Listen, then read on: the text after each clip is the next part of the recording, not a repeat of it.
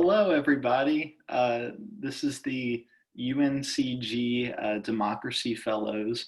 My name's Noah, and we will be giving a Voting 101 presentation today. So a lot of useful information. Hi everyone, my name is Melissa Mangi. I am a senior here at UNCG studying communication studies. And hi everyone, my name is Isaac Dannenberg and I am a senior at UNCG studying social work.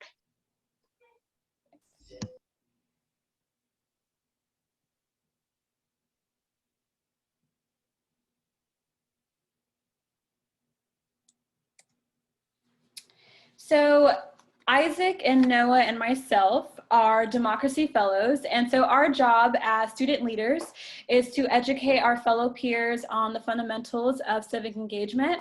And so the way that we go about doing that is by hosting interactive workshops such as Voting 101. We also organize and facilitate on-campus events to keep students engaged. We're actually hoping to host some debate watch parties this year, as well as creating an ambassador recruitment program as well. All right, so that is a big, bold day. Just a reminder, the general election this year is November 3rd. That is a Tuesday, as it is every single year, not every single year, every year when there is a large election like this one coming up. So November 3rd is the important general election date.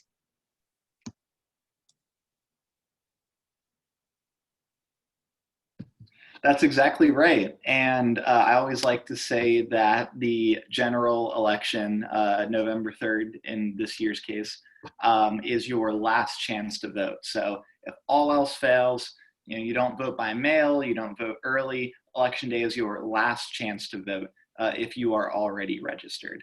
And so why vote, right? Why does your vote matter? This is a question that we get a lot. You can affect legislation with your vote. You have power with your vote. That's how you can use your voice at the ballot box in our governing process. Lots of important issues at the federal level, but also at the state level in making decisions around immigration, healthcare, voting rights, funding for colleges and public education, LGBTQ plus rights, environmental policies too, surrounding climate change, and also policing and police reform, which is something that has really been in the news recently. Determining elections too, youth voters have the third highest potential to influence the 2020 presidential election. Young people make up an average of 17% of the state's population and had high turnout rates in the last two elections. North Carolina is one of the most competitive states in the 2020 election. A lot of people call North Carolina the swingiest of swing states. So your vote can really make a difference. For instance, our governor, Roy Cooper, was only elected back in 2016 by under 10,000 votes. So really your vote can make the difference. And also to improve representation, elected officials generally must represent their constituents or they'll be voted out. And if you don't vote, your representatives won't have to worry about actually representing you.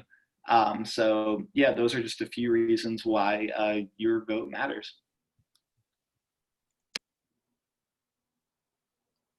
So one of the hot topics of this year is that it is a presidential election year. And so sometimes that gets all of the attention. And so I know my first time voting, I knew about a few people who were going to be on the ballot, but I didn't know everything. So I wanted to make sure that I educated myself so that I felt prepared going into voting. So for example, this year, our governor, Roy Cooper, is actually up for re-election.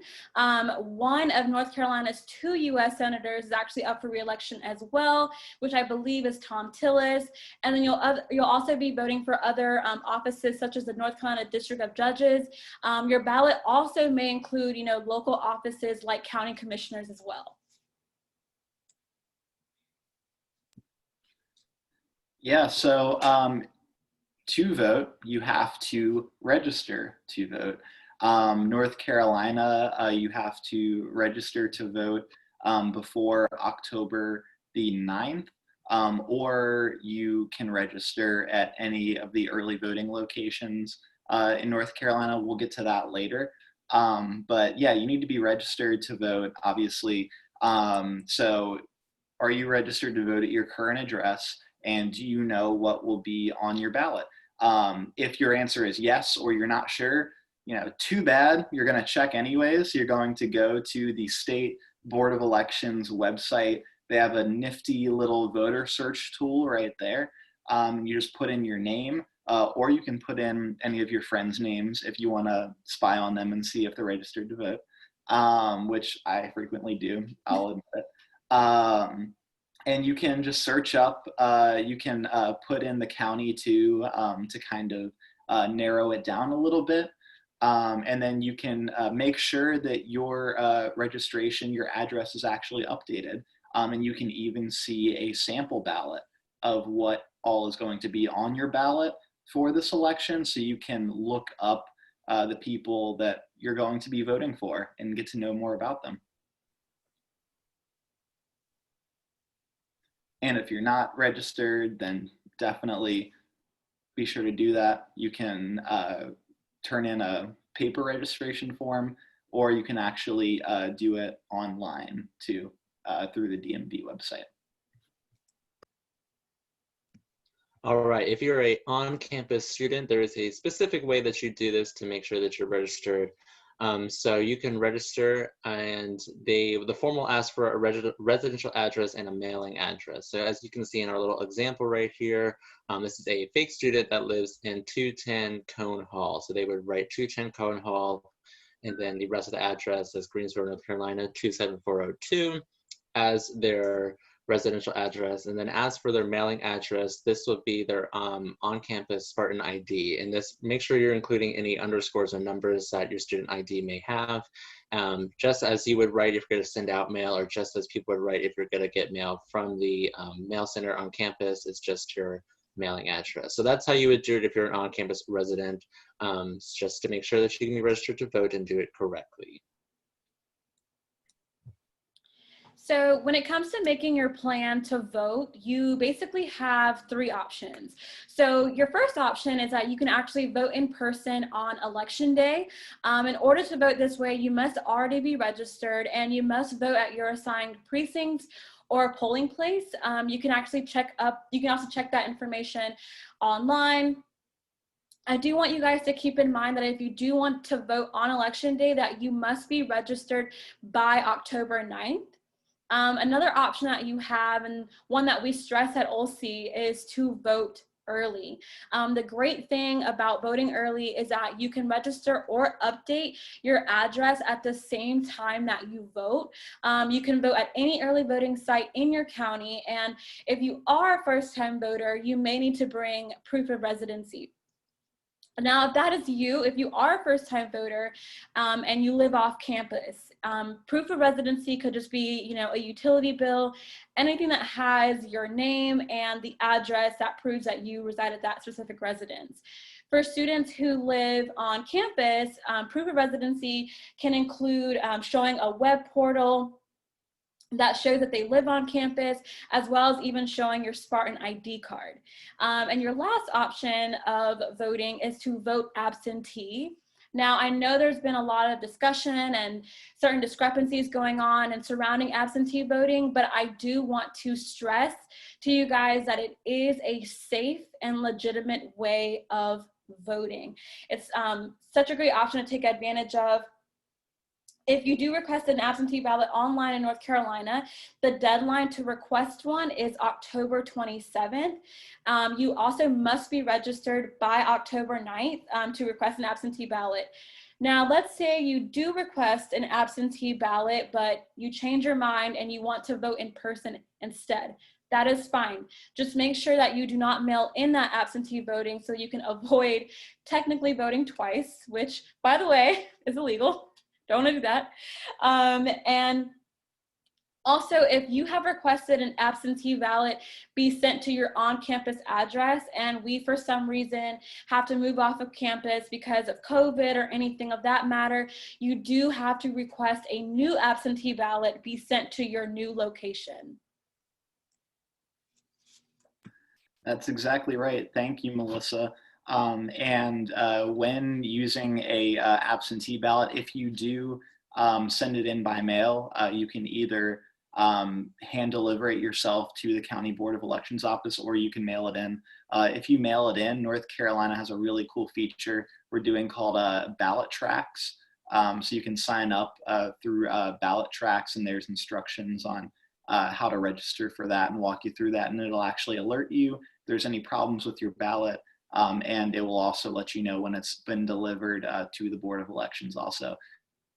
And we were just talking about early voting. So the Kaplan Center at UNCG is one of the 25 early voting sites that Guilford County has this year. Yay! This is awesome because this is a huge number of early voting sites. You can go to any of these 25 early voting sites if you're registered to vote in Guilford County, or if you want to vote in Guilford County and just register there and vote the same day.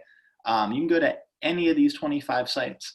And you can go all of those days that are down there starting October the 15th all the way through October 31st. If you want to dress up in a costume on October 31st to go vote, I mean, I guess that's all right. But yeah, no, it's really cool because you get all those days, and then there's only 2 days that go by where nobody's voting, and then it's election day. And so you will be able to really take advantage of all the different choices that are on here. It's gonna be great. All right, and just to review some of the important dates that we went over a little bit, but of course, October 9th is the deadline to register to vote unless you're early voting. October 15th through 31st is that early voting period that Noah just talked about. Super great time to do that, to go out and vote. October 27th is the deadline for registered voters to request an absentee ballot, and that must be done by 5 p.m. on October 27th. And then, of course, I already hit on this earlier in the presentation, but November 3rd is Election Day and the last day to vote for 2020's elections. So UNCG is actually partnered with TurboVote to help make registering and voting easy. TurboVote will actually walk you through registering to vote, requesting an absentee ballot, or signing up to get election reminders. And if you guys forget anything that we talked about today, TurboVote can definitely help you. The website is uncg.turbovote.org. It's super, super helpful. It's such a great tool to use, especially during a time like this. Now, this is a question that we get a lot, or that I've certainly gotten a lot, which is, should I register here, meaning on campus in Greensboro, or should I register back at home? And I mean, there's no right answer. Students attending college in North Carolina can register at their school address, or if you live off campus in an apartment, you can register there too. You can choose to register here or remain registered at your permanent address in North Carolina or outside the state. In that case, you may need to travel back home to vote or vote by absentee. I mean, I'm registered to vote here in Greensboro. My mentality is I'm here for most of the year. Certainly because I live off campus in an apartment. I really live here like 11 months out of the year. So local policies and local elected officials are going to affect me more here in Guilford County than, say, an hour and 30 minutes away back in Moore County, North Carolina. Yeah, so you can do whatever, but you are definitely allowed to register here.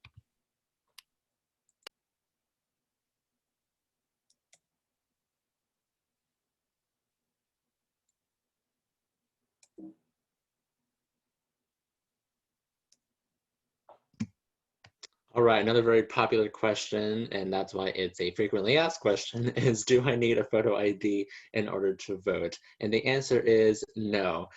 So until, if anything happens and you did need a photo ID, it is approved that student IDs will work as a form of photo ID. But as of now, no need to worry, photo IDs are not required in order to vote.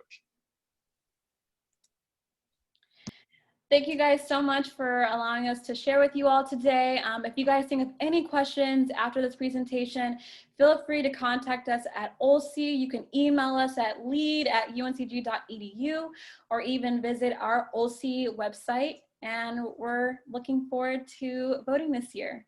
Thanks, guys.